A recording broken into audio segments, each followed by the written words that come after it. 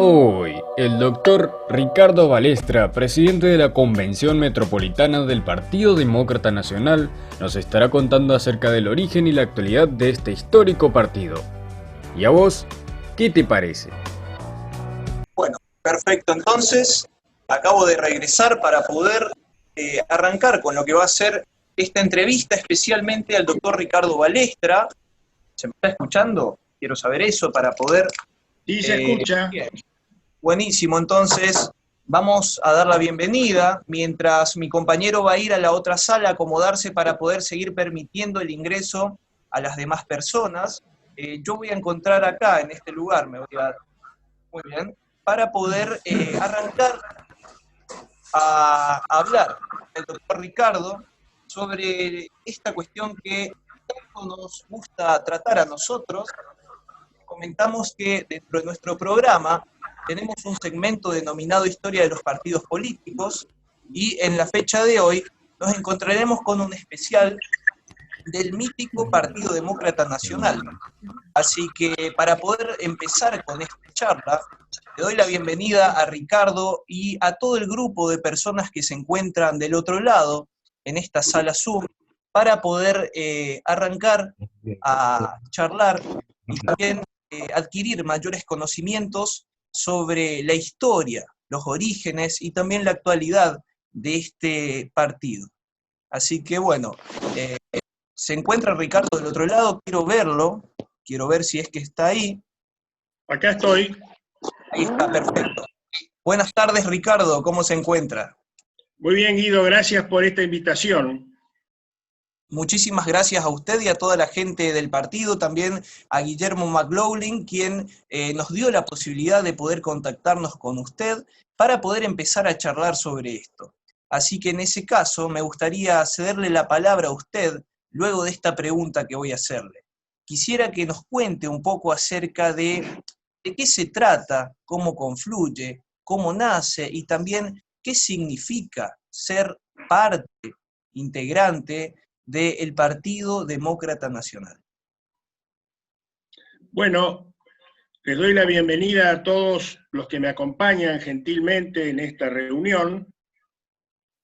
En el marco de la historia de los partidos políticos, quiero empezar a referirme a los términos que están involucrados en esta conferencia. En primer lugar, la historia concebida como el conjunto de acontecimientos relevantes o destacados que nos han precedido.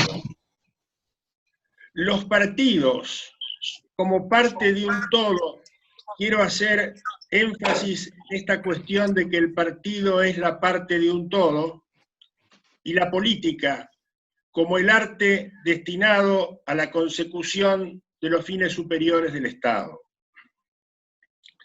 Los partidos políticos han surgido del régimen parlamentario, principalmente a fines del siglo XIX, y empezaron a distinguirse entre partidos de cuadros y partidos de masa.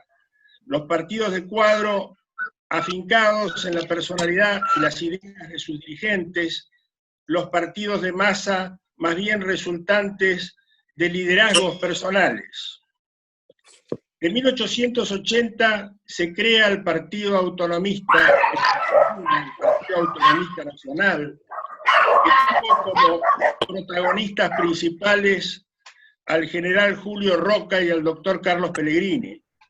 De ese partido ha de ser la continuidad el actual Partido Demócrata, que ha tenido vida en los distritos y que ha tenido vida en el orden nacional hasta 1937.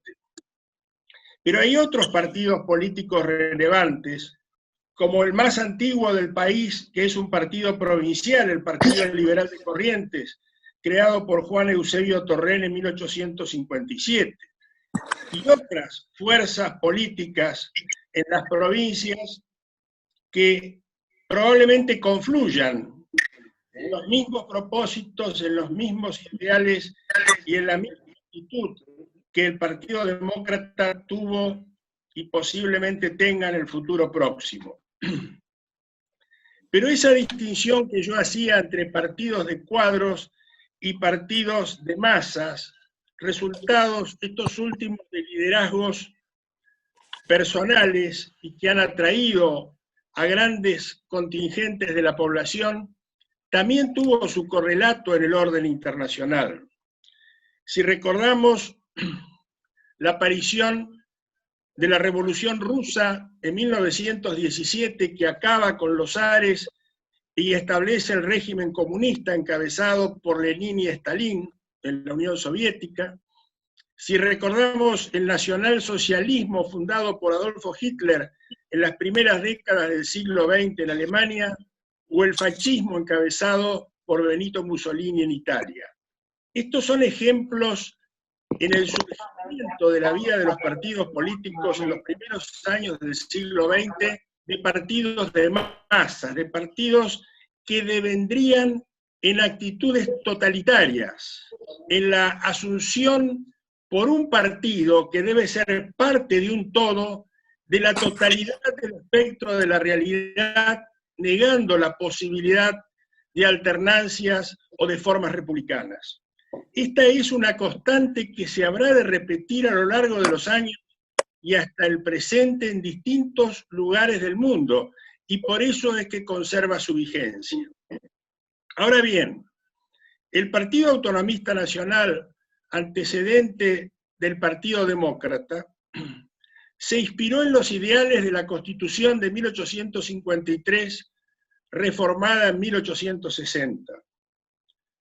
La libertad, la justicia, el orden, los derechos fundamentales de las personas, el límite a los poderes del Estado y la división de facultades entre los poderes del Estado, que deben ser fundamentalmente independientes, la libertad de expresión, la inmigración tan importante que estableció en nuestro país las bases de un progreso fundamental, la libre navegación de los ríos, la introducción de los ferrocarriles, de los puertos y la inversión de capitales extranjeros tan necesarias para complementar el ahorro nacional. Este fue el ideario fundacional.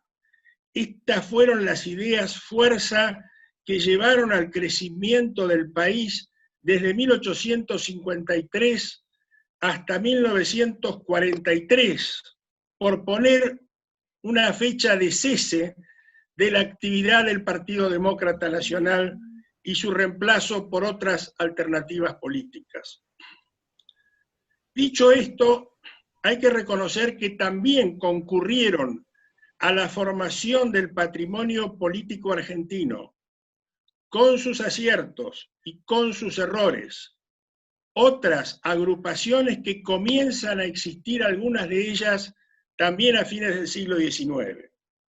Por ejemplo, un desprendimiento de la Unión Cívica que encabezaba el general Mitre y que fue a partir de 1890 la Unión Cívica Radical, fundada por Leandro Alem. Más adelante, las alternativas de la vida política y sobre todo la sanción en 1912 de la ley Sáenz Peña por un presidente demócrata conservador como fue Roque Sáenz Peña en el poder, permitió el acceso de la Unión Cívica Radical al gobierno en 1916 a través de Hipólito Yrigoyen y en el segundo mandato de Marcelo Torcuato de Alvear en 1922. Pero las fuerzas políticas demócratas, liberales y conservadoras fueron las que gobernaron el país, yo decía, hasta bien entrado el siglo XX. Por entonces, el país llegó a ocupar el sexto lugar entre las naciones más importantes del mundo. Después sucedieron otros hechos. Empezaron los ciclos de interrupciones militares.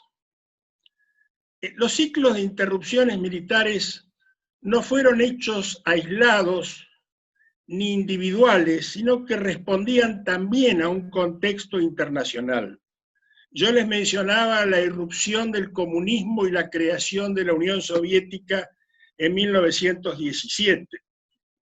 En 1949 iba a llegar al poder otro líder comunista, Mao Zedong, en la China popular, ese gran continente que hoy tiene casi 1.400 millones de habitantes.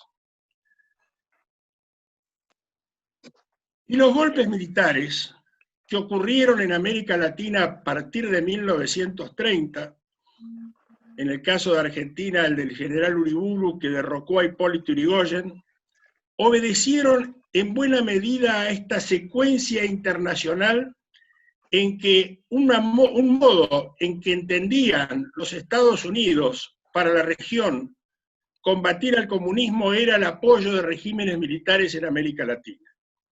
Y así en nuestro país tuvimos diversas interrupciones del orden constitucional. La de 1930, la de 1943, encabezada por el Grupo de Oficiales Unidos, uno de cuyos más destacados exponentes fue el coronel Perón, que alcanzaría el poder en 1946. La Revolución de 1955, que derrocó el régimen justicialista. La llamada Revolución Argentina 1966, que terminó con el gobierno del doctor Ilia, y por último el proceso de reorganización nacional de 1976, que acabaría en 1983, año desde el cual parece haberse restablecido definitivamente, quiera Dios, la democracia en la Argentina. Pero yo les decía que estas interrupciones del orden constitucional tuvieron como su correlato la influencia en el escenario internacional de la lucha contra el comunismo, encarada con métodos idóneos, eficaces o equivocados. Eso ya es más bien reservado al juicio de la historia, pero que explica, por un lado, la influencia externa y por otro lado, la gran adhesión popular local que muchos golpes o intervenciones militares tuvieron por parte de la población, por lo menos durante algún tiempo, hasta que volvió a establecerse el sistema democrático. No fue ajeno a estos hechos la revolución de Sierra Maestra en Cuba en 1959, que llevó al poder a Fidel Castro, estableciendo también un régimen de partido único que subsiste hasta nuestros días después de más de 60 años y pese al fallecimiento de su líder Castro, y que ha servido también como mecanismo de exportador de ideas comunistas a nuestra región, una de cuyas expresiones más trágicas fue el terrorismo, que en nuestro país dio lugar a una sangrienta lucha principalmente en la década del 70. Todo esto ha dejado secuelas, ha dejado interrogantes y ha dejado divisiones en la sociedad argentina. Es propósito, voy a cerrar una puerta. Bueno, esperamos entonces a que Ricardo se siente de nuevo. También quisiera avisar que mientras yo me encuentro moderando, también se encuentra abierto el chat para las personas que quieren hacer alguna pregunta posterior a esta introducción que nos dará Ricardo. Esperaremos entonces a que el anfitrión permita eso. Mientras tanto, retomamos con Ricardo, que ya se acomodó nuevamente para seguir hablando sobre lo que él se encontraba diciéndonos. Por supuesto, estoy abierto a todas las preguntas e interrupciones que vos, Guido, o cualquiera de las distinguidas personas que nos acompañan quieran hacer. Trataré de no ser demasiado monótono y reflejar los puntos más importantes, según mi opinión, del tema que estamos abordando. Yo les decía que algunos de estos hechos políticos, como el terrorismo, dejaron secuelas en la sociedad argentina que todavía no han podido cerrarse o que todavía no han podido explicarse, o que por lo menos tienen juicios diferentes y muy contradictorios según quienes interpreten estos hechos de la historia. Pero forman parte de una realidad que en todo caso no podemos desconocer. En nuestro país se alternaron distintas expresiones políticas. Hay que destacar que entre 1955 y 1973, el justicialismo derrocado en 1955 estuvo proscripto. esta proscripción del peronismo llevó a que los partidos gobernantes, el radicalismo, interpretado en su primera expresión por Arturo Frondizi, en su segunda manifestación de gobierno por el doctor Arturo Illia, tuvieron que gobernar con una gran parte de la población proscripta.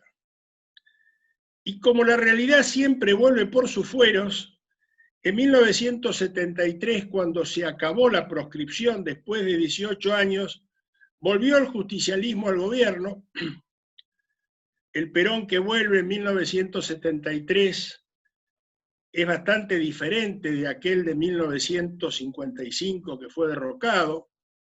Regresa con propósitos de integración, de unión, de organización, pero fallece al poco tiempo.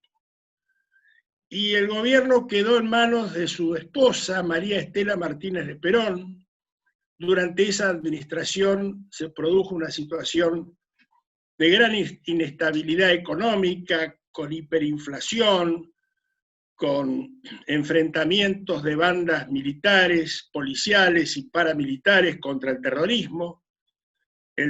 terrorismo que desató su furia como nunca antes lo había hecho, a tal punto que el propio Perón debió expulsar a una organización terrorista, los Montoneros, de un acto en la Plaza de Mayo.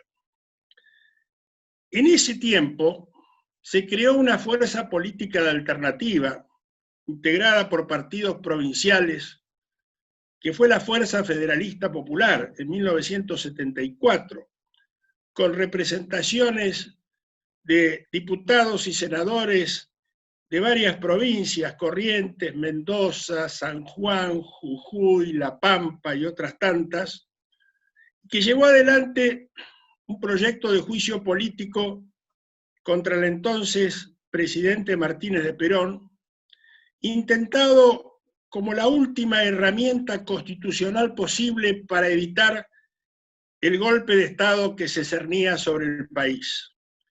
Este proyecto de juicio político que presentamos junto con el presidente de nuestra bancada, el doctor Francisco Moyano de Mendoza, y con la diputada jujeña Cristina Guzmán, contó con el apoyo de la totalidad de la Unión Cívica Radical, sus 51 diputados, y hubo de tener el apoyo del justicialismo, pero lamentablemente, a último momento, el doctor Ítalo Luder, presidente provisional del Senado a cargo de la Presidencia de la Nación,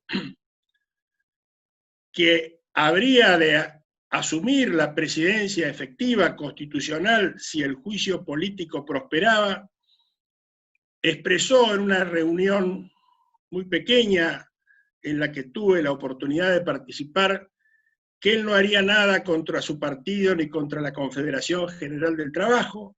Lamentablemente esa decisión del entonces presidente Luder selló la suerte de nuestro juicio político y sobrevino el movimiento militar del 24 de marzo de 1976.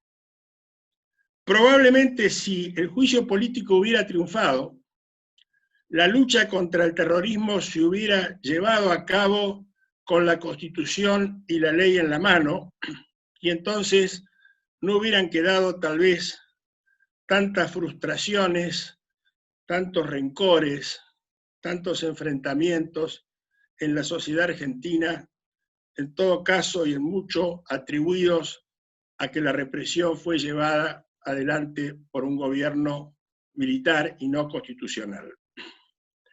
Pero me refiero a la Fuerza Federalista Popular porque la integraban varias agrupaciones demócratas como el Partido Demócrata de Mendoza, el Partido Liberal de Corrientes, el Partido Autonomista de Corrientes y otras expresiones afines. Allí empezamos a reconocer una parte muy importante de la realidad. Los grandes acuerdos políticos no siempre se llevan adelante con quienes piensan como nosotros, sino quienes, aún no pensando como nosotros, apuntan a los mismos fines y a los mismos ideales. El doctor Vicente Solano Lima, que perteneció al Partido Conservador y que después se integró en la fórmula presidencial con el doctor Cámpora, había manifestado en una oportunidad: no me importa tanto de dónde vienen los que me acompañan, sino a dónde vamos y qué queremos. Y yo creo que gran parte de la política es establecer a dónde vamos y qué queremos, sin preocuparnos tanto de los orígenes de quienes nos pueden acompañar.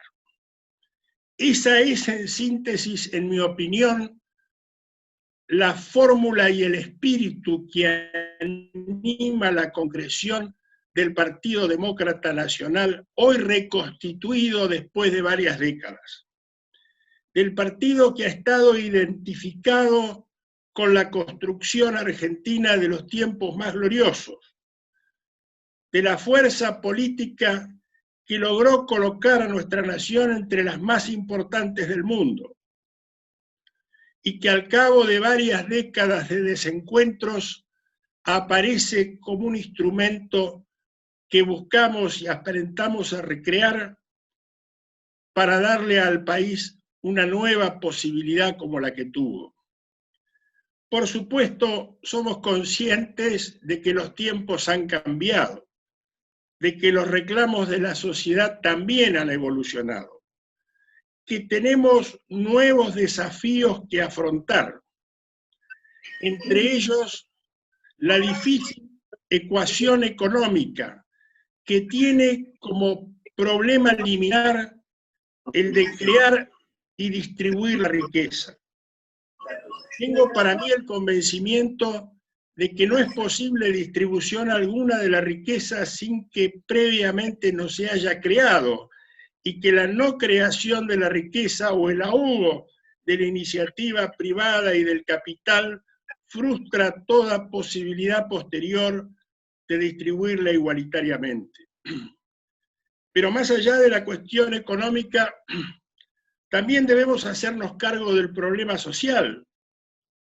En una Argentina que hoy tiene gran parte de su población en la pobreza y un alto porcentaje de su niñez también en situación parecida, en que es necesario activar las fuentes creadoras de la riqueza, pero también de la imaginación, y que es momento de retornar a un paradigma de nuestra Constitución Nacional. Yo mencionaba la Constitución como la carta triunfante que permitió al país durante varias décadas después de sancionada la Constitución alcanzar un progreso que se creía sin límites.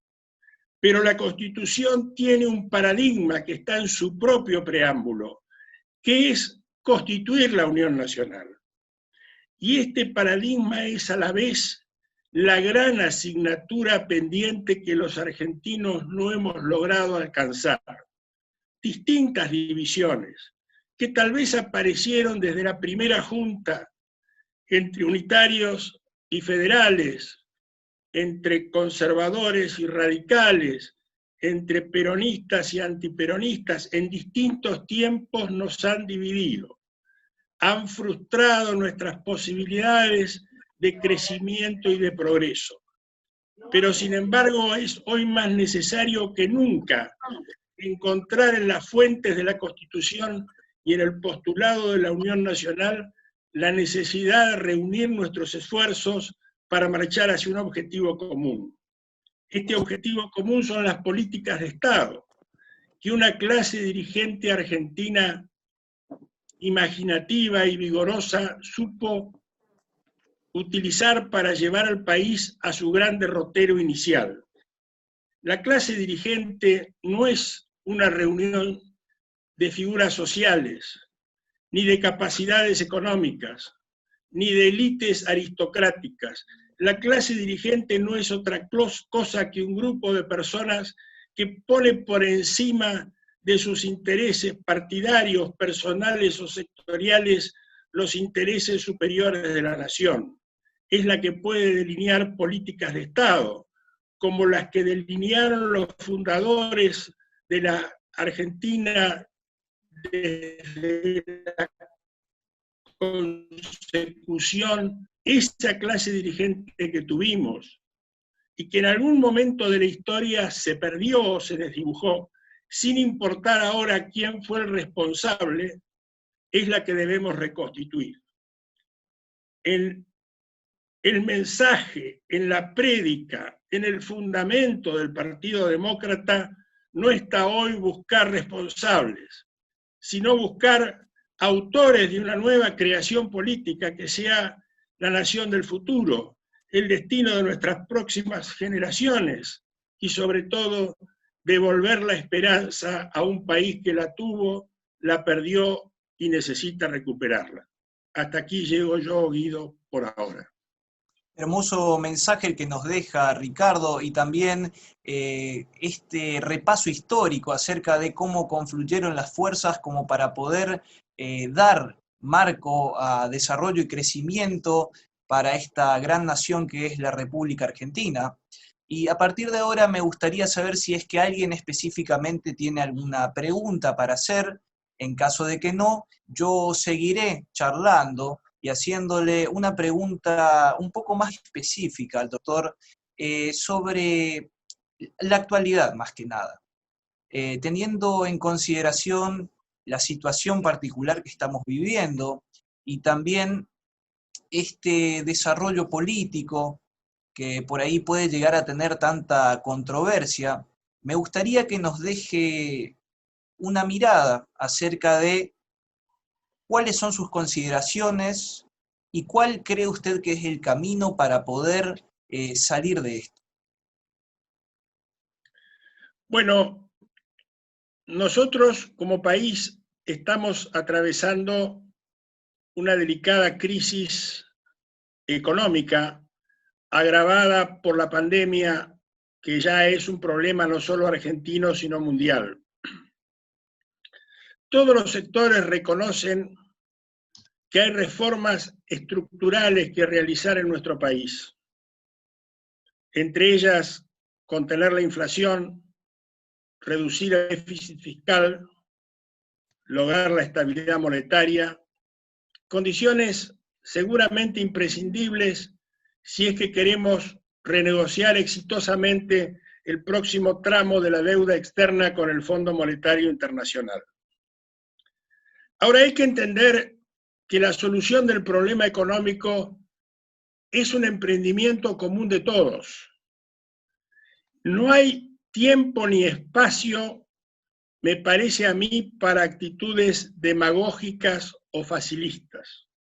Si pensamos en la cuestión social, nos haremos cargo fácilmente, como los propios dirigentes sindicales lo han reconocido, de que poner trabas al funcionamiento de la relación laboral solo concluye haciendo que los dadores de trabajo, los patrones o los emprendedores dejen de contratar personal, con lo cual volvemos atrás en la necesidad de crear riqueza.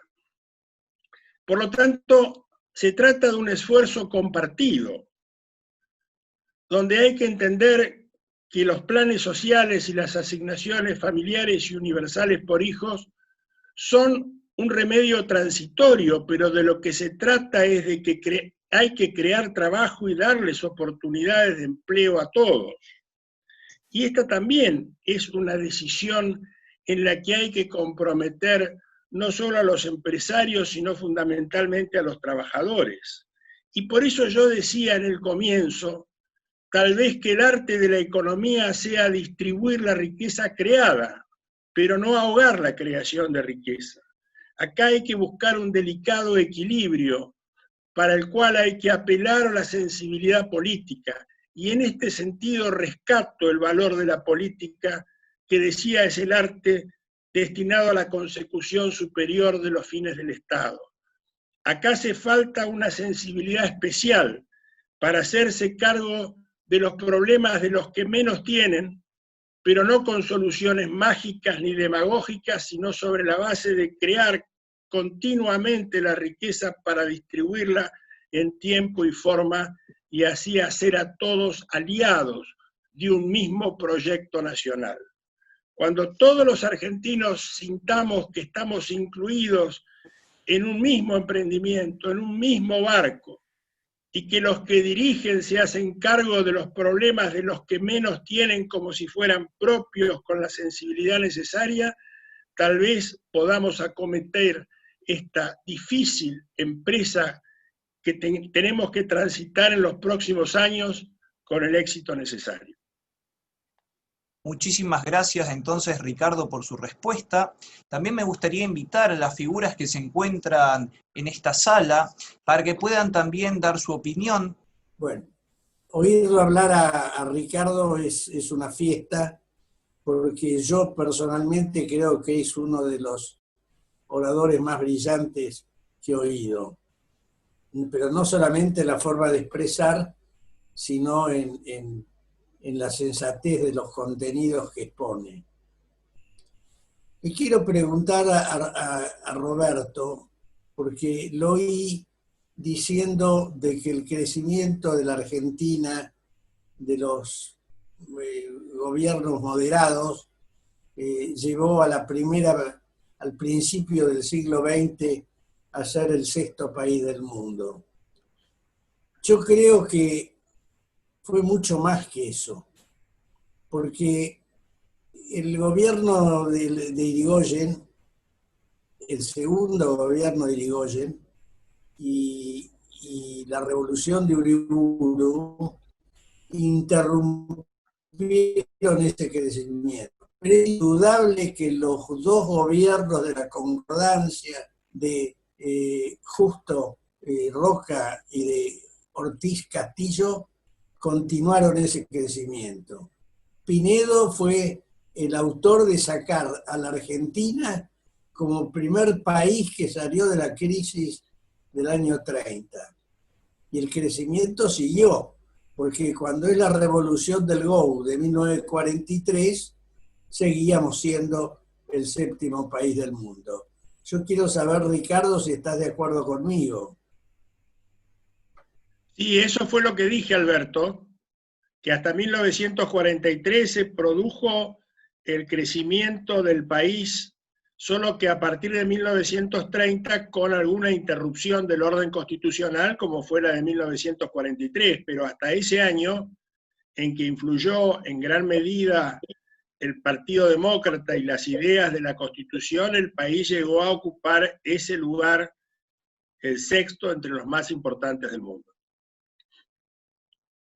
Bien.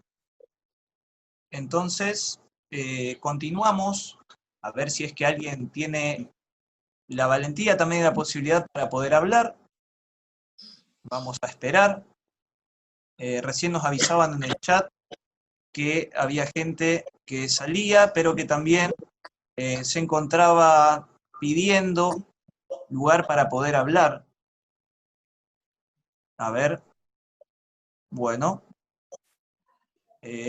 Invitamos entonces, si es que alguien tiene alguna pregunta que hacer o algún Está también el intercambio. doctor Romero Feris, que preside el Partido Autonomista Nacional. También se encuentra. Sería bueno escuchar su opinión. También sería bueno escuchar la opinión. A ver si es que lo podemos mutear para que hable. Moderador, ¿se me escucha a mí? Porque estoy... Sí. Ah, perfecto, quería saber eso porque estaba con alguna dificultad con los botones. Después en todo caso, alguna pregunta. Bueno. Entonces, alguien para poder continuar con este sí, debate. Yo le quería hacer una reflexión a Ricardo Balestra con respecto al hecho del 25 de mayo del 73, cuando el gobierno peronista de entonces abrió las cárceles antes de que se tratara la ley de amnistía en el Congreso, que sabemos cuál fue nuestra posición en ese momento, y hoy que de alguna manera también abrieron las cárceles porque están todos los presos sueltos con el tema del COVID, y bueno, ya ha recrudecido la inseguridad en la República, y bueno, son cuestiones propias, lamentablemente, de gobiernos peronistas. Quería tener una reflexión del doctor Balestra al respecto. Bueno, en 1973, cuando estaba organizándose en su faz parlamentaria la Fuerza Federalista Popular, integrada por el Partido Demócrata de Mendoza, el Partido Liberal de Corrientes, el Partido Autonomista de Corrientes, la Unión Conservadora de la Provincia de Buenos Aires, nosotros votamos nuestro propio proyecto y quebramos la pretendida unanimidad de la ley de amnistía que proponía el gobierno de entonces, sosteniendo que los crímenes atroces, carentes de relación atendible con el fin político alegado, fueran cometidos por quienes fuesen, militares o civiles, no eran delitos políticos, sino que eran delitos comunes y quedaban excluidos de toda posibilidad de amnistía. En el mismo sentido, entendemos que las recientes aperturas indiscriminadas de las cárceles para posibilitar la salida de los peores delincuentes, homicidas, secuestradores, violadores o narcotraficantes, ha sumido a nuestra nación en un clima de inseguridad sumamente preocupante. Tan es así que las recientes encuestas muestran que más allá de la pandemia y más allá de la situación económica, bien, la principal preocupación argentina hoy es la inseguridad. Mencarbone, no, @Fibertel. A ver. ¿Puedo Sí. manifestar? Primero, quiero saludarlos a todos. Segundo, quiero saludar a mi amigo, en particular a mi amigo Ricardo Balestra, que como siempre ha demostrado sus magníficas dotes de político y de gran orador. Creo que ha hecho un análisis pormenorizado de la historia política, de los partidos políticos, lo que existió en todo esto, y sin duda alguna ha quedado en claro cómo son las cosas que analizamos con tranquilidad y pormenorizadamente lo que ha ocurrido. Y decía él que desde 1880, a 1905 teníamos el mismo Producto Bruto Interno que Estados Unidos. Y así fue que Argentina ocupó, como dijo también mi amigo Alberto Allende, uno de los primeros lugares en el mundo. Diversas circunstancias, cuestiones que se fueron dando en el país, como lo manifestaba Ricardo, ha hecho que hoy estuviéramos en esta posición. Y creo que es un momento muy especial. Yo no quiero extenderme, sino simplemente señalar lo siguiente, en que más que nunca, o mejor dicho, es cuando hay que agudizar el ingenio para buscar soluciones de fondo para el país. Yo el otro día hablaba de 4 ejes, diremos, con respecto a este tema, y lo digo así muy a las corridas. El tema de la educación, el tema de la salud, el tema de la producción, que es fundamental de todo punto de vista, con valor agregado, si se puede, por supuesto, mejor. Y después, el tema de las relaciones internacionales. Yo creo que en ese aspecto es una cuestión vital, fundamental, trascendente, que cualquier gobierno, si quiere tener vigencia y defender los intereses nacionales, tiene que darle la importancia que tiene las relaciones internacionales. Y Ricardo es un hombre que conoce muy bien este tema, se ha dedicado a estudiar permanentemente, y por eso quiero expresar mi gran satisfacción de haberlo escuchado hoy, como hablé con él hace 2 o 3 días, y ver a varios amigos que están acá. Mi amigo Guillermito McLaughlin, entre otros, y también el amigo Allende y otras personas que están allí participando de este acto muy importante, trascendente, diría hasta ilustrativo, que es fundamental comenzar a darlo, porque yo pienso que a veces los 44 millones que somos, los argentinos, no nos damos cuenta de muchas cosas. Y creo que hay que explicar y analizar y profundizar el conocimiento, porque lo contrario, a veces protestamos, decimos una cosa, decimos otra, pero la obligación que tiene el ciudadano, a mi criterio, es de ser protagonista, de participar. Nadie va a ponerle vallas para que no lo hicieran. Tenemos que abrir las puertas para que los ciudadanos participen e interpreten cabalmente cuál es la postura que tiene cada uno de los partidos, de las agrupaciones políticas, que son coincidentes en muchos casos. Y tenemos que dialogar y buscar consensos. Y sobre todo, ponernos de acuerdo en todo aquello en lo que no hay ninguna duda.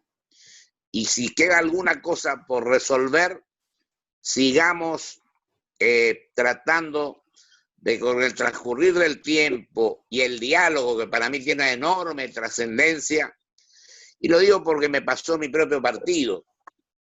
Ricardo Balestra conoce bien el tema, antes del 83, en el 82. Lo que pasa es que habían diferencias generacionales que hicieran que no dialogáramos como teníamos que dialogar.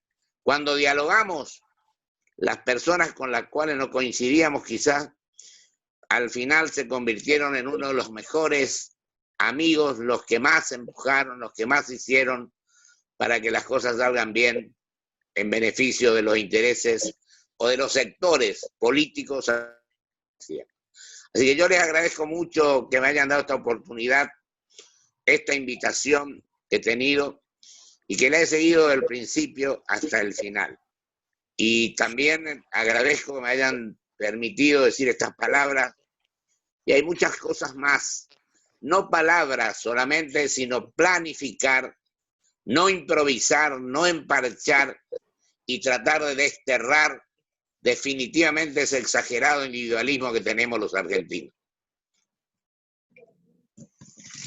Muchísimas gracias, doctor Romero Feris. Gracias por la deferencia y también por participar.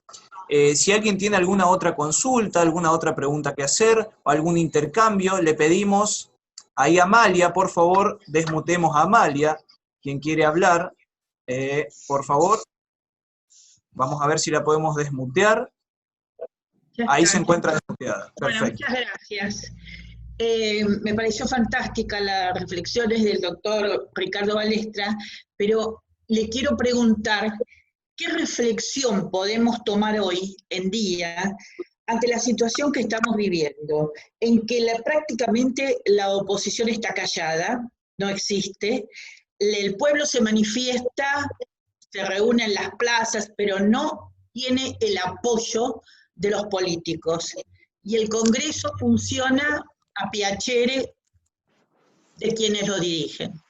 Nada más. Bueno, antes de contestarle a Amalia, que ha hecho una pregunta muy interesante, quiero subrayar un par de conceptos centrales que manifestó el doctor Romero Feris. Uno en cuanto a la educación y el otro a las relaciones internacionales. La educación ha sido uno de los hitos fundamentales de los constructores de la nacionalidad a partir de la Constitución de 1853. Sarmiento fue el artífice del ideario educativo argentino que llevó a nuestro país del analfabetismo a ser uno de los más importantes en materia educacional. Y las relaciones internacionales, con la correspondiente inserción de la Argentina en la región y en el mundo, son indudablemente una prioridad fundamental, porque en este mundo globalizado no se puede actuar independientemente de los demás, y es más que nunca necesaria la cooperación económica, comercial y cultural, y sobre todo la obtención del concurso del capital extranjero. La pregunta de Amalia Mattio se refiere a una especie de divorcio entre representantes y representados. El progreso de las instituciones ha alejado muchas veces a los legisladores de las personas que representan, y este es uno de los vacíos institucionales que los partidos políticos deben llenar. Entre otras funciones fundamentales exigidas por la Constitución, reglamentando el único requisito previsto para el acceso a los cargos públicos, que es el de la idoneidad. Dentro de esa idoneidad no está solo la capacidad intelectual, sino también la necesidad de interpretar en tiempo y forma los reclamos de la gente, que se ha hecho sentir saliendo a las calles, con la suelta de los prisioneros de las cárceles, con el fallido intento de expropiación de Vicentín, con la reforma judicial, y probablemente el lunes 17 de agosto haya otras expresiones de la ciudadanía en distintos lugares del país que los dirigentes políticos estamos obligados a interpretar y representar. Y quiero hacer un comentario a propósito de otra personalidad que nos acompaña. En mi desempeño, en el segundo mandato que tuve como diputado de la Nación, representando al Partido Liberal de Corrientes, tuve la oportunidad de actuar y coincidir en muchos casos con el ingeniero Álvaro Carlos Alzogaray, adalid de las ideas liberales, que sentó bases muy importantes en la defensa de esas ideas en el plano económico, y hago expresa mención porque hoy nos acompaña Álvaro Luis, hijo del diputado Alzogaray. Bueno, le damos la palabra si es que Álvaro Luis Alzogaray quisiera decir algunas palabras. Sí, ahí lo tenemos entonces. ¿Me escuchan? Sí, lo escuchamos. Bueno, ante todo, buenas tardes a todos. Ricardo, tu exposición sobre la historia de los partidos políticos ha sido brillante, nos has ilustrado en muchos aspectos, y saludos a los amigos que están participando de este evento, que veo que son amigos y es una reunión de amigos de la política, básicamente. Yo quisiera traer toda la situación presente que vive la Argentina y ver un poquito qué se puede pensar y qué se puede hacer para el futuro. Y de ahí van a venir las preguntas a Ricardo y eventualmente a otros que quieran dar una respuesta. No hay ninguna duda que Argentina está en un momento, pero crucial, en medio de una crisis realmente muy profunda y que seguramente se va a ir profundizando muchísimo más. Ya no hablo de la pandemia que nos ha traído toda esta situación y todas estas medidas que obviamente van a tener sus consecuencias en lo económico, ¿no es cierto? Porque la emisión monetaria desbocada que se está haciendo para sostener ciertos sectores, bueno, no va a ser gratis ni mucho menos, sino sería muy fácil tener una maquinita de imprimir billetes y ser un país de alta tecnología y ser el país más rico del mundo. Entonces, la crisis que estamos viviendo hoy, tal vez en lo económico un poquito tapada, aunque no tanto, porque la desocupación, la pobreza que vemos que aumentó al más del 50%, y todos otros efectos, se va a profundizar. Se va a profundizar porque nos gobierna, ante todo, un gobierno nefasto, que es el kirchnerismo, y que ya sabemos cómo ha gobernado y cuáles son sus objetivos y sus pretensiones para el futuro. Yo me pregunto muchas veces qué razón podría encontrar para que pasada esta pandemia o la cuarentena, qué razón podría encontrar para decir Argentina va a salir de esta situación económica complicada y va a empezar un camino de desarrollo. Y realmente no encuentra ninguna razón, empezando por ver quiénes son los gobernantes. Y, por ejemplo, el mismo presidente y quién está atrás de esto, dirigiendo los hilos importantes institucionales, fundamentalmente, de la justicia, que es la expresidenta, actual vicepresidenta. Entonces ahora caigo en lo político. Quedan los políticos. ¿Qué hacemos los políticos? ¿No es cierto? Acá veo que hay muchos amigos políticos, por supuesto, representantes del partido. ¿Qué hacemos los políticos para enfrentar lo que se va a venir?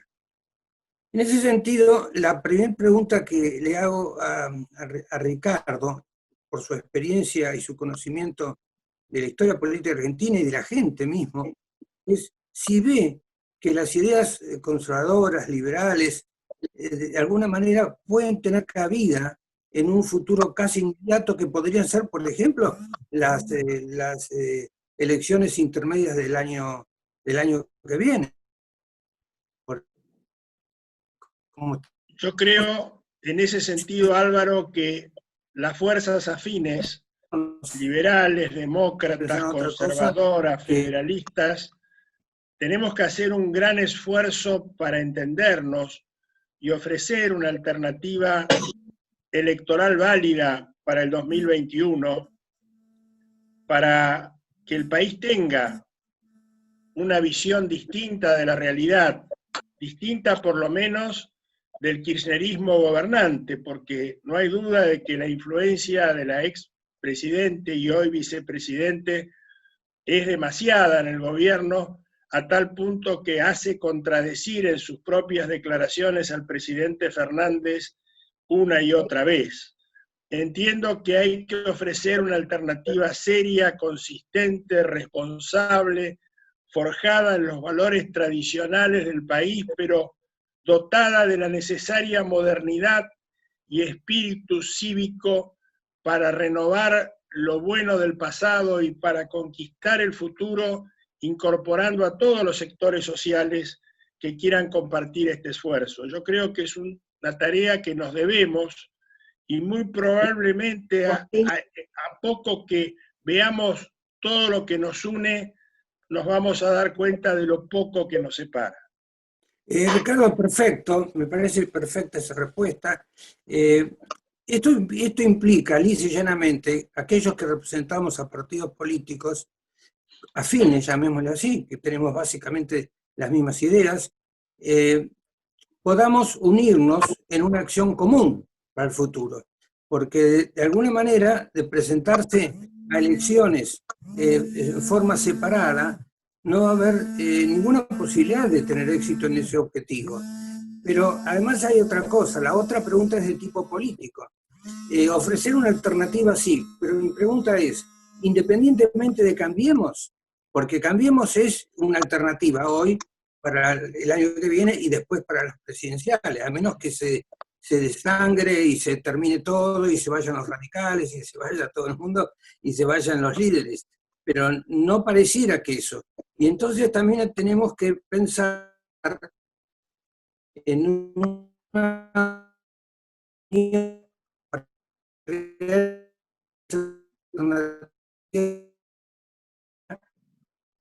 Si es que estamos llegado el caso, ver si hay alguna posibilidad de acción con eso. Lo que hay que destronar directamente es al kirchnerismo de la República Argentina, que bueno, va a llegar un momento que la crisis va a ser tan grande que vamos a tener una crisis económica, que ya la tenemos, crisis política, crisis institucional incluso, y social ni que hablar, porque con los niveles de pobreza que se están teniendo y los que van a aumentar ni que hablar.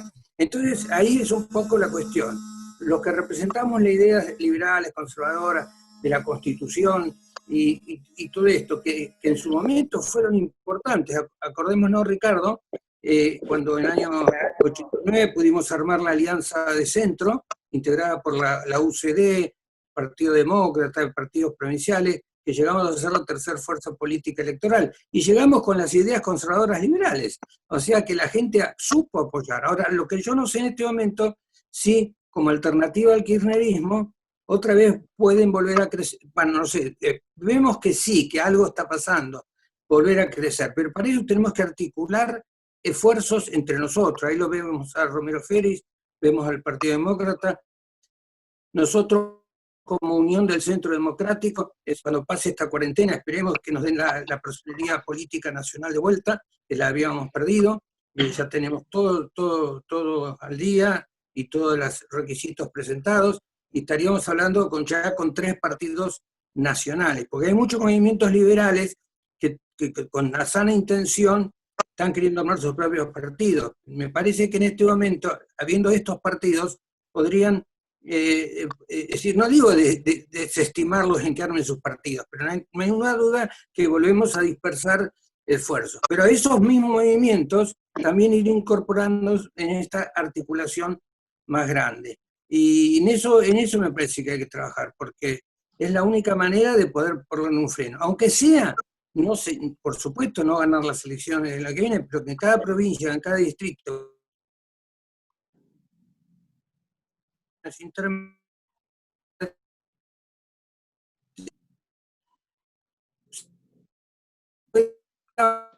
sacar un poco la cabeza. Esto ocurrió con ustedes, Ricardo, cuando con mi padre, eran Imani también, vos por el lado del Partido Liberal de Corrientes y mi padre Imani por el lado de la Unión Centro Democrático, y a partir de ahí se hizo pie, porque era impensable que algún liberal, y sobre todo la figura de mi padre, por el voto popular pudiera llegar. Y se hizo pie, se construyó, y se tuvo una influencia